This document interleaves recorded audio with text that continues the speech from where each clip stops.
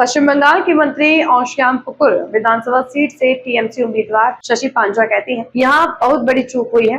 Camera number 17 में हमने देखा कि स्ट्रांग रूम में कुछ लोग मौजूद थे, जबकि हमारे एजेंटों ने उसे सील किया था। अगर आप यह दरवाजा खोल रहे हैं तो आपको सभी राजनीतिक पार्टियों को उसकी जानकारी देनी चाहिए थी।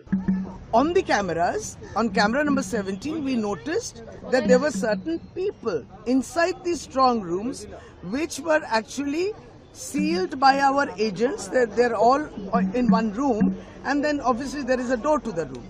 Now, if you're opening that door, all political parties need to be told about this. Now they're mentioning, yesterday they mentioned that they had sent an email. Now, whatever email, if somebody had responded, we wouldn't have said anything. None of the political party, cutting across all political lines, nobody was present. If nobody was present, then why did you open that particular room and, take in your officers, whoever, to do that postal ballot job? And what job it is? Why is the political party not apprised about it? The moment we noticed activity, human activity out there, obviously it is quite a panicky kind of a situation where you can see ballots, pink envelopes. It's visible. So we registered a process. So there are glaring loopholes. One is that that particular room was opened without any political party representative being present.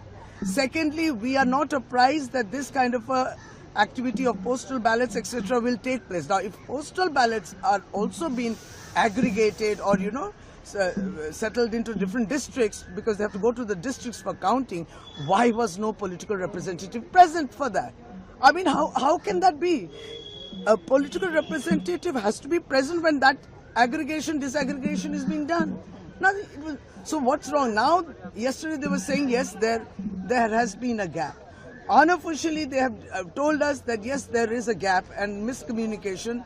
Yes, there is a lack of transparency, but in the press conference, it was not evident. They did not, concede to those loopholes which were there.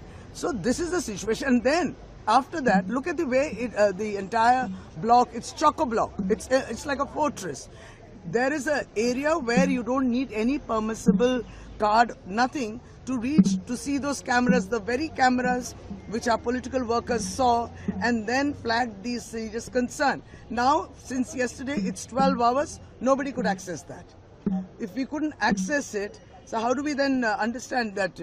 And if there was nothing wrong in their system, then why didn't you allow the access?